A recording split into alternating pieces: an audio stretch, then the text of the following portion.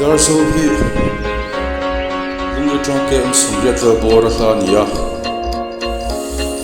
motorin dar kar li achin vel kan tlana konga thawak lawa konga thalo tila kong leilai ani wangin tlan chaka har deuh hlek ani hi darzo tlang na chantir ania hianin lu dona hianin benar mumal takan lo dara ta chuanin darzo tlang tlo tu ta shetur poimo sang lo ziaka hi atlam tlo tu shum po hianin zom chok kan tum don nia hian pe abula hianin wai me hun chumpina bom lo da boka ta hianin sumle poi kan hum chan dan mal kan pe thi chuanin alo om hle don ni lai kung chou hi darzo tlang lu chuna ani hian kin ke mani thian ho po in kem ve a zan khjakin mun nuama lai hi darzo tlang chip lai takania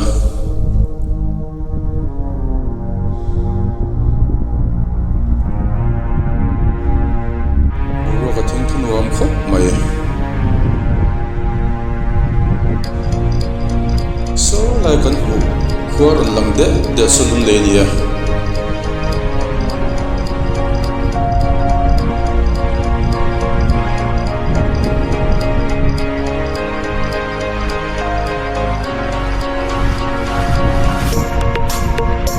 hian bol ho paina mumal takan lo siama lai kan hianin atlam thlo tu tan kan bol ho te kan no te pai kan tum chin don ni darzo khwa ye saswa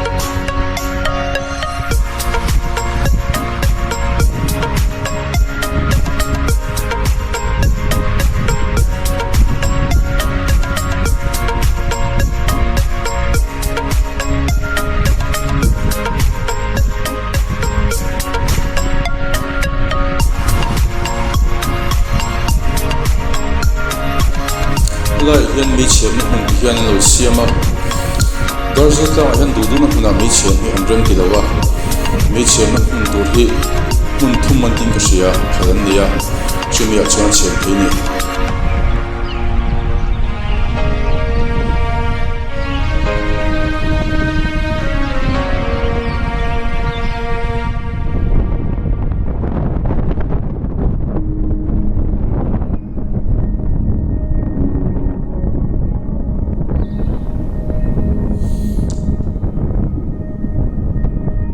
to angin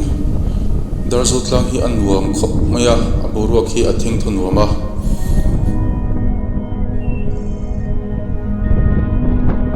shuru te po hi thoving som thia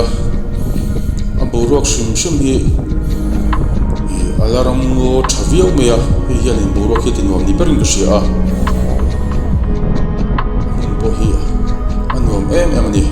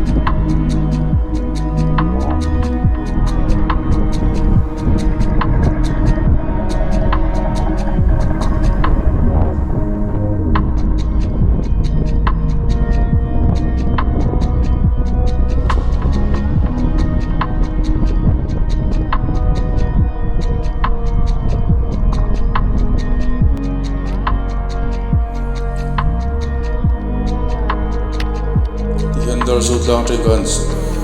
tlang chi patang kan chu thla a an kol tu ti hianin an vung fela an kol fel faya e ti han thut na tele mun tur sang hi an lo siam sa thlap a khumi puite bek na sa kho mai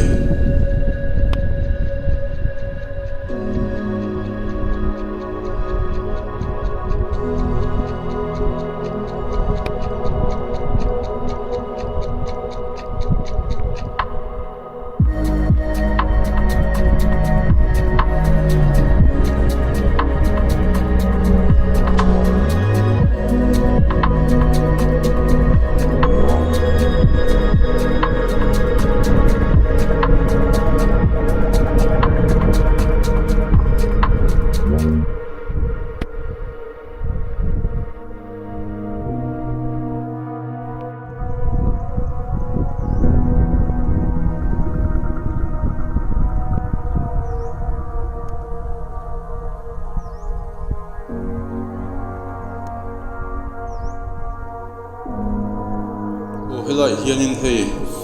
chungtlai ti nge tial lam tunga ka thiam chi lawa chungtlai puk ti oma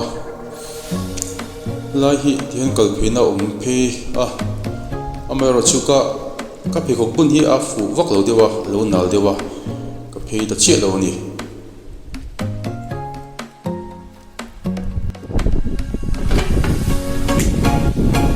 khulai khonin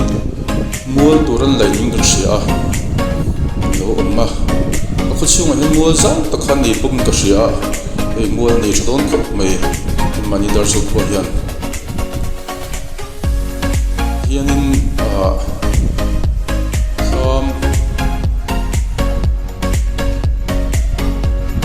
sam lo amma hengte hi adu tan chuna ria thia adu tan mani ten ta ria the thu boka chun athang de ka kon karon dilang lo minga video wa chuanin in thierna sa chun te po chu tlang lo bu tan chun chang khai khopani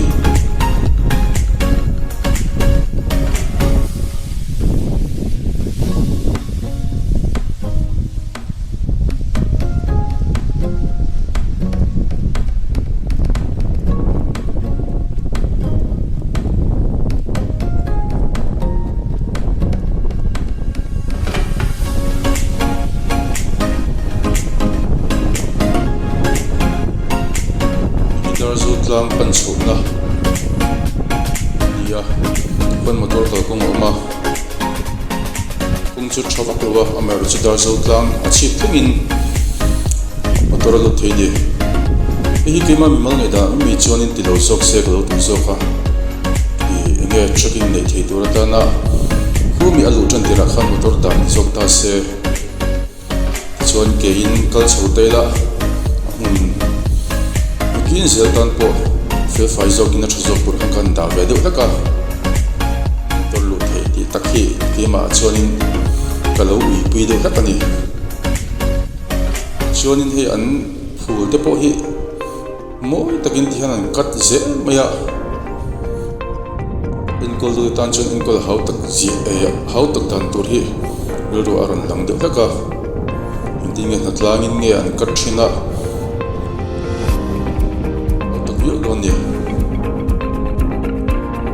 chuanin zingkara ka tho tira tanga ka notice de hal chu hei khila hin kan hmunga thir pipe khum weme flag weme color chi thir pipe bung toi te te ko ruam zona hianin an khum zel meya nge achon po ki chung ka thet che lowa achan shiat te kan omani chon du le comment lama te po khan lo sui ta ula hi engam om si ni chu ning ka sia hianin kan hon hianin weme flag weme color in lo chi thapa hi akor roma hian hu ta chung khon om chuwa hianin hi zo chu zelin achak lampang akal chawa chuanin heta atlang le liam lama hianin akal phei zela engmo om sinei tak tur chu ni hemi an lu an thir ban phun hi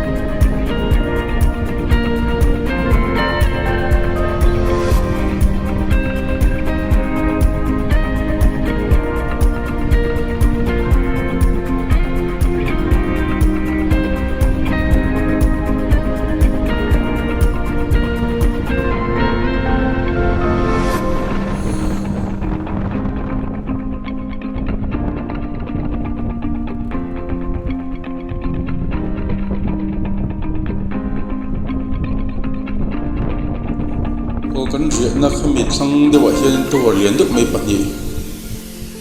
oma athlang khu Jio nin chak zok hi Airtel ni in suya kan kal lai takhian Jio hi chu allaran lo nge a signal hi lo chi lo dewa Jio nin Airtel zok hi chu signal hi a full pap ringa hi an pahnia an ran the ve ve huna phi chuanin a thangkal le zol tura hin kan da deu ni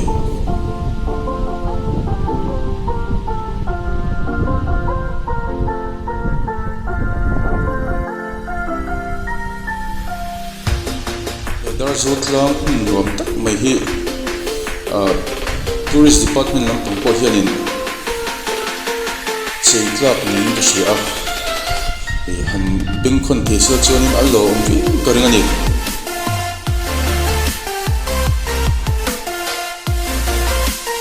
lai ko ko pa na boka hian le te pela hian pi ni po kan ko te kan pa ya kha ani hian lo disposator kan ngaya hi acha khop mai